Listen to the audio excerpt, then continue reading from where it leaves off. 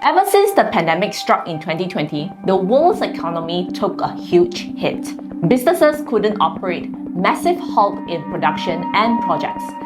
Many people suffered not only in health, but also financially due to the COVID-19 virus. 300,000 Americans dead and counting. Shenzhen, the technology manufacturing hub of China, will be shut down for the next week. Car makers say they may have to halt production with their suppliers. It's been true since the beginning that the biggest threat to the economy is the pandemic itself, and until it's controlled, you have this... And as if that wasn't bad enough, the Russia and Ukraine war started early this year, and it caused the world's economy to take another heavy hit. But how does the war in Ukraine affect us Malaysians?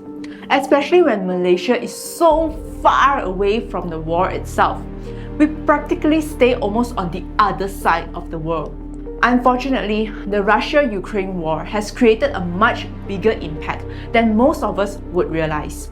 Not only us in Malaysia is experiencing the after effects of the war, but everyone else in the world are also feeling the pinch.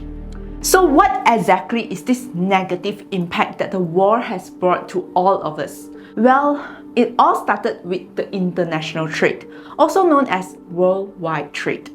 Coming up next.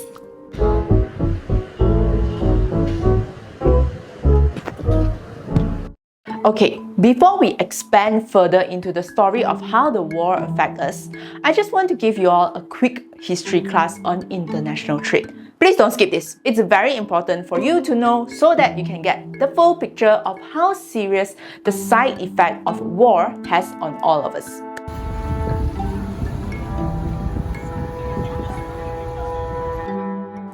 International trading started around the 18th century when the economists realized that each country had their own competitive advantage in producing certain goods compared to other countries. For example, in Malaysia, our main exports are palm oil and rubber trees because our warm climate is suitable for growing them. However, our warm weather also make it difficult to produce plantations like wheat, because planting wheat needs a lower temperature. Therefore, we import most of our wheat from other countries like Australia, America, and of course, Ukraine.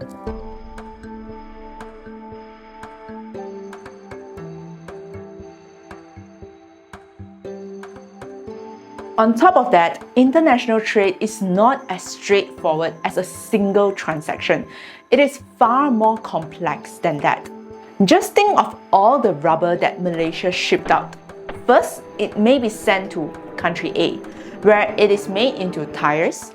After that, the rubber tires may be re-exported to other nations so that they can be used in the manufacturing of automobiles, aeroplanes, and other types of vehicles. Finally, the finished product may be re-exported again to other nations to fulfill some other purposes. So I hope by now you could see what's going on here.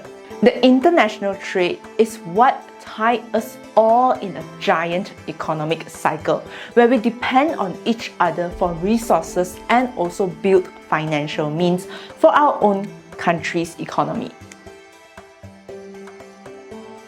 But what if one country cuts off its trading supplies, causing the international chain to break? What would happen to the other countries who really needed that resources?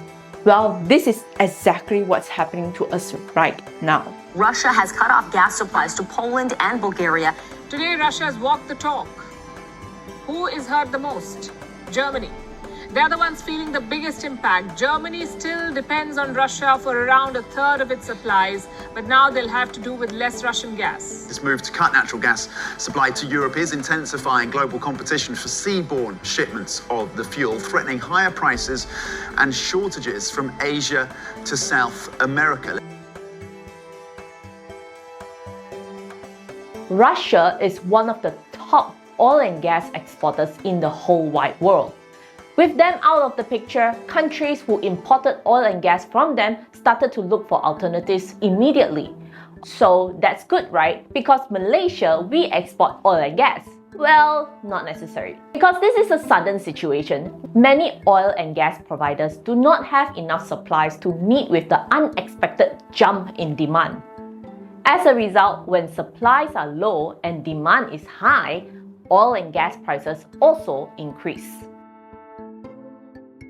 And since the price of oil and gas on a worldwide scale has gone up, the cost of our local power plants have increased significantly as well.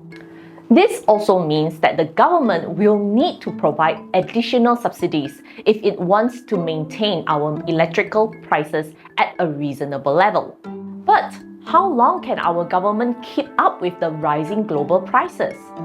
We have already experienced a hike in electricity tariffs early of this year.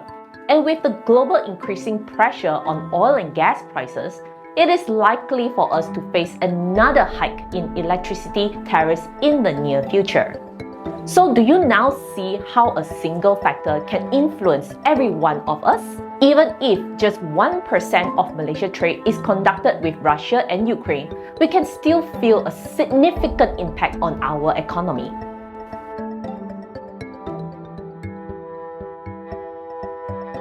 I'm sure by now many of you are aware about the news on chicken prices going up. Chicken growers have said that one of the primary causes for the inflation in chicken prices is because of the rising cost of chicken feed.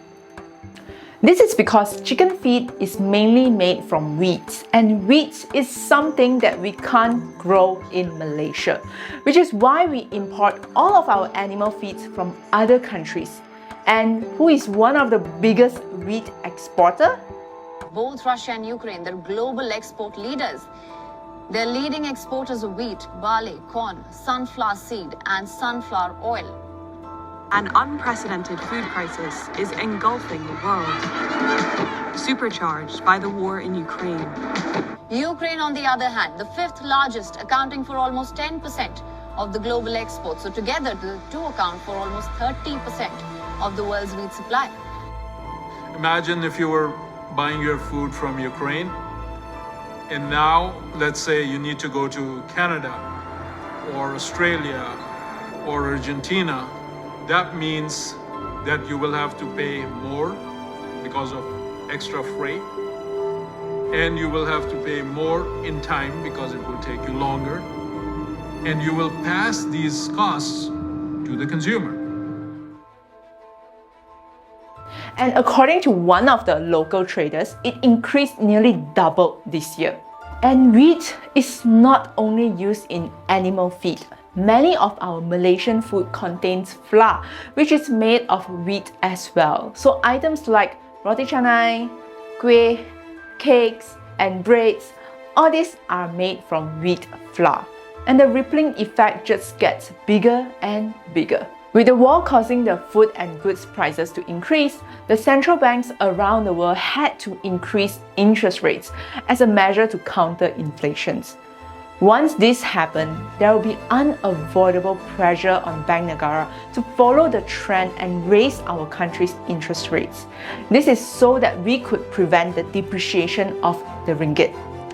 But when Bank Negara increases our interest rates, those with loans and mortgages will be affected by it as well, especially towards businesses that depend on bank loans, and the businesses may pass these expenses on to their customers, meaning you and I.